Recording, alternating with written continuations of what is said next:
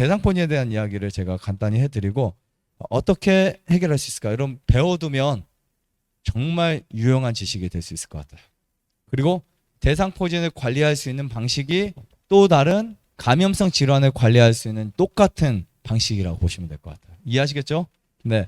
대상포진은 면역과 관련된 질병이에요. 마찬가지로 우리가 갖고 있는 대부분의 질병은 면역과 관련돼 있어요. 그러니까 만약에 아토피가 낫는 그 식생활이다, 대상포진도 나아야 되고요. 대상포진이 낫는 식생활이다, 암도 나아야 돼요. 그 부분 꼭 기억하시면 좋을 것 같습니다. 보통 대상포진이라는 게 혹시 수두 들어보셨어요? 수두 바이러스에 따라서 뭐 뇌신경절이라든지 아니면 척수호근이라든지 말초신경 등의 염증을 일으켜서 신경에 염증이 생기는, 그래서 이거 지나가면요 되게 아파요. 저는 안 걸려봤지만 아픔이 막 느껴져요. 옆에만 있어도 막 쑤시는 것 같고. 보통 이제 면역이 떨어져 있을 때, 이건 건강과 상관없어요. 건강한 사람도요 면역 기관이 떨어질 때가 있겠죠. 사람이 늘 직선은 아니에요. 살다 보면 이렇게 왔다 갔다 해요. 네, 근데 하필 내려가 있을 때 잠도 못 자고 음식도 막 먹고 스트레스 많이 받고, 이게 딱 물려서 갑자기 이 대상포진이 생겼어요. 과로까지 해서. 그러면은 잠복해 있었던 그 수두 바이러스가 활성화되기 시작해요. 우리 몸에는요 그냥 다 있어요. 헬리코박터균도 옛날 우리가 식구가 많을수록 더 있기 쉬운 그 균이에요. 그러니까 우리 몸에는 수천 종, 수만 종의 세균이 다 서식하고 있어요. 근데 어디까지나 잠재돼 있다가 그 사람의 조건에 따라서 그것이 번식할 기회가 생기면 그때 찬스다 하고 일어나는 거예요. 그러니까 몸을 관리한다는 말은 뭐냐면 지금 걔네들을 없애버리는 게 중요한 게 아니고요. 그런 것들은 언제라도 있고요. 그냥 무균실에다가 적혀고 기사에 갖다 놔도 거기에 어떻게 해서든지 이 세균은 발생하게 돼 있어요. 인류의 역사를 보면 그래요. 무균실에 봉해 놔도 그 속에 세균은 언젠간 생겨난다. 이게 바로 정말 신기한 세균학의 원리 같아요. 그래서 그 세균을 죽이기 위해서 항생제도 쓰고 파스텔의 어떠한 지식에 따라서 항생제 쓰고 막 해봤지만 결국에는 지금에 와서 항생제는 우리에게 어떤 물질일까요? 고마운 물질임과 동시에 인류의 건강과 생명과 수명을 위협하는 물질이라고요. 유엔기구나 전 세계적으로 이거 항생제 이러다가는 인구의 몇 분의 몇이 항생제 때문에 죽는 사람이 더 많을 거야. 지금도 그 피해를 엄청 보고 있어요. 여러분들이 모르시는 것뿐이죠. 그것 때문에 몸이 더 망가지는 사람이 더 많고요. 이거는 제가 말하는 게 아니고 세계 유엔 기구나 건강 수많은 곳에서 그걸 이야기를 해요. 그리고 항생제 계속 쓰니까 뭐 슈퍼박테리아가 오고 막 그런다고요. 보시면 이제 이 우리 몸속에 무엇이 잠재돼 있어요? 수두 바이러스가 잠재돼 있는, 특히 많이 있는 사람들이 이렇게 스트레스 받거나 과로했거나 이제 몸의 밸런스가 틀어졌을 때 그것이 활성화되면서 피부에 첫 번째 발진이 일어납니다. 어떤 분들은요 그 일광욕을 하다가도 대상포진이 오는 분이 있어요. 일광욕이 좋다고 하니까 막 1시간, 2시간씩 동안 하다가 너무 이제 피곤하고 힘든 거예요. 지쳐서. 어떤 등산을 심하게 갔다 와서 걸린 분도 있어요. 어떤 분들은 술을 막 저녁 내내 먹고 다음 날부터 힘들더니 며칠 있다가 대상포진이 온 분이 있어요. 다양하게 나타납니다. 그리고 이제 발진만 생기는 게 아니고 열도 나고요. 통증은 뭐 당연한 거고 막 이렇게 가렵기도 하고 막 쓰리기도 한 그런 증상이 이제 생깁니다. 주로 이제 가장 많이 나타나는 우리 몸의 부분이 허리, 가슴 쪽, 이쪽, 배 쪽, 이쪽이 가장 많이 나타나요. 거의 대부분은 이 허리 쪽에 많이 나타나더라고요. 근데 간혹 눈에 나타나는 경우도 있고요. 그 다음에 이제 머리에도 발생하는 경우 있어요. 가끔은요, 이 눈에 발생해서 시력을 잃는 분도 계세요. 심각하죠. 꽤 많으세요. 꽤. 그리고 이 수포가 해결되고 좋아져서 몸이 깨끗해져도 그 통증이 몇 달 가기도 해요. 그러니까 웬만하면 여러분 대상포진은 걸리지 마세요. 뭐 속으로 안 걸리고 싶다고 안 걸리나 이게 욕할 수도 있겠지만 웬만하면 우리가 안 걸려야 되는데, 자 어떻게 안 걸릴 수 있을까? 우선 가장 간단한 답 하나 말씀드리면 피를 깨끗하게 하고 면역을 건강하게 만든다. 이 두 가지. 그럼 어떤 방법으로든지 이거를 하시면 돼요. 근데 누가 이 수두균이 있는지 모르잖아요. 평상시 관리 잘하는 게 좋아요. 예를 들면 선생님하고 선생님 두 분이 똑같은 생활을 하는데 한 분은 수두 바이러스가 몸에 있다고요. 뭐 아니면은 10마리 있고 1마리 있어요. 그러면 누가 더 빨리 걸릴까요? 당연히 걸리겠죠. 그런데 반대로 이분은 막 음식을 너무 막 드시고 혹시 모르니까 나는 건강 관리할 거야 줄넘기도 하시고, 네 평소 관리 잘하시고 누가 잘 걸려요? 안 걸린다고요. 그러면 얘들이 아마 그럴 거야. 야 여기는 내가 살 곳이 아니야. 너 좀 나갈래? 나 혼자만 있을게. 막 이럴 거 아니에요.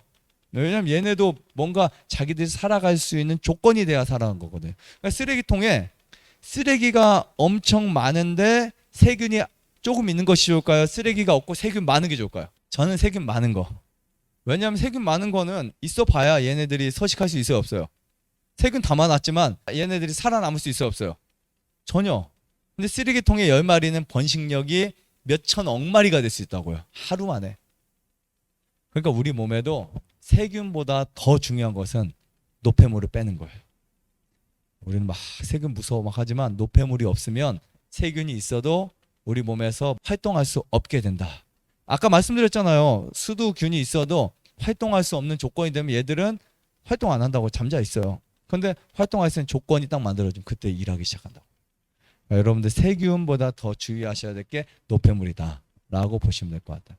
쓰레기가 없어도 세균이 많으면 의미가 없고, 세균이 적어도 쓰레기가 많다면 그 쓰레기를 얘네들이 배양치로 삼아서 배양을 할 수 있다고요. 그럼요, 기하급수적이에요. 기하급수. 번식력 어마어마합니다. 바이러스 세균들은요 정말 빨리 많이 그냥 번식해버려요. 자, 그 다음에 제가 뭐 하는 게 좋다고 그랬어요? 혈액관리, 면역관리. 면역관리 정말 중요합니다. 꼭 기억하셔야 돼요. 대상포진을 해결하려면 면역관리를 하자. 그리고 스트레스를 안 받아야 돼요. 내가 뭔가 올해는 내가 좀 면역이 약해져서 대상포진 걸릴 것 같아 하면은 오늘부터 내가 한 달만 스트레스 받지 말자 결심을 해보세요. 한 달 동안 화도 내지 말고 그냥 신경도 쓰지 말고 스트레스 아예 안 받는 거.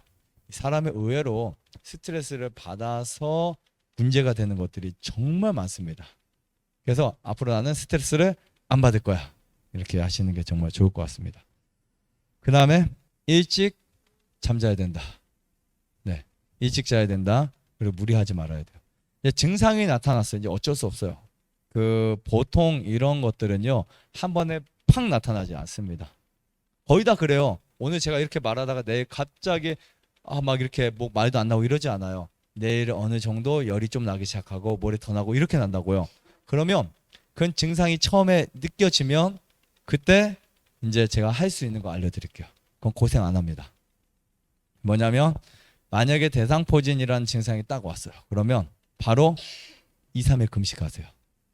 뭐 한다고요? 금식해야 돼요.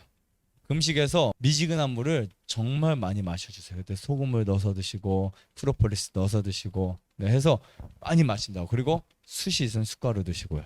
그렇게 해서 한 2, 3일 정도 그렇게 초기에 하잖아요. 그러면 거의 잡혀버려요. 대상포진이 오는 느낌이 있을 거예요.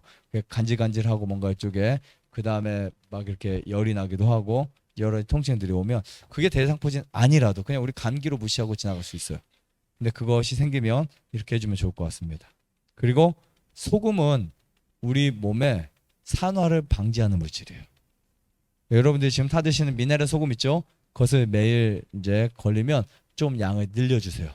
그래서 수시로 마셔야 돼요. 수시로 마시면 그 산성화된 몸이 알칼리로 바뀌면서 자체적으로 면역력이 상승하게 돼요. 그리고 만약에 이제 하루 이틀 금식을 했어요. 2, 3일 정도 금식했어요. 배고프잖아요. 그리고 나서는 저녁 식사는 아예 하지 않고 꿀물만 먹는 거 좋아요. 특히 꿀은 우리 몸속에 있는 세균을 잡는 데 도움을 정말 많이 줍니다. 그러니까 꿀은요 외부적으로도 욕창이 생기거나 아니면 어떤 문제가 있을 때 꿀을 발라주는 것도 되게 좋고요. 아토피나 상처들에, 그리고 입술 튼 데나 여드름 이런 데 발라주는 것도 좋지만 먹는 것도 굉장히 좋습니다. 그리고 차가운 음식 안 먹어야 돼요. 차가운 음식, 아이스크림부터 시작해서 냉장고 찬 음식들 안 먹어야 되고, 가급적 음식은 따뜻한 음식을 먹으면서 몸을 따뜻하게 만들어주는 게 되게 좋습니다. 왜냐하면 온도가 내려가면 우리 몸의 면역이 빨리 떨어져요. 체온 1도가 내려가면 면역이 뭐 10%, 20%, 30% 뚝뚝 떨어지니까 체온 관리 잘 하셔야 돼요. 그리고 우리가 직접 바를 수 있는 오일 중에는 티트리 오일이 정말 좋아요. 이 티트리 오일을 그냥 바르기가 처음에는 좀 겁나는 분들은 캐리어 오일이라고 하죠. 베이스 오일, 올리브유나 아니면 호호바 오일에다가 섞어서 발라주시면 정말 좋습니다. 그리고 피해야 될 것 중에 육류, 생선, 해산물, 매운 것들, 자극적인 거 싹 안 드셔야 돼요. 싹 안 드셔야 되고 곡식, 채소, 과일, 근체 뭐 다 있잖아요. 이 식사를 하시면 될 것 같아요.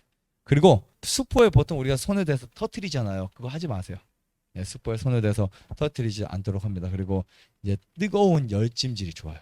이쪽에다가 수건 있죠. 수건을 뜨끈뜨끈하게 쪄가지고 데지 않을 정도로 열찜질을 해주면 되게 좋아요. 그리고 통증이 정말 이렇게 심하잖아요. 그러면 뜨거운 수건 찜질에 핫앤콜 하이드로테라피를 해주면 좋습니다. 핫앤콜은 뭐냐면 뜨거운 거 한 1, 2분, 찬 거 한 2, 30초 번갈아 가면서 해주면 여기에 혈액이 모여요. 빨리 회복을 시킬 수 있습니다.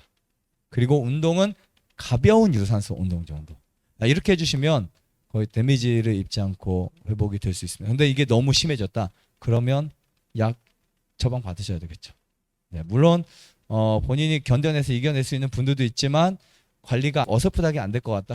그냥 병원에서 여러분 진료를 받고 좀 하셔야 되겠지만 초기나 어느 정도. 그리고 병원 관리를 받더라도 여러분이 가급적 약물보다는 이게 천연적인 것으로 하는 게 재발이나 데미지를 입지 않는 데 있어서 굉장히 좋다라고 말씀드리고 싶어요. 설령 만약에 내가 나는 관리 너무 못할 것 같아. 그래서 약을 먹어요.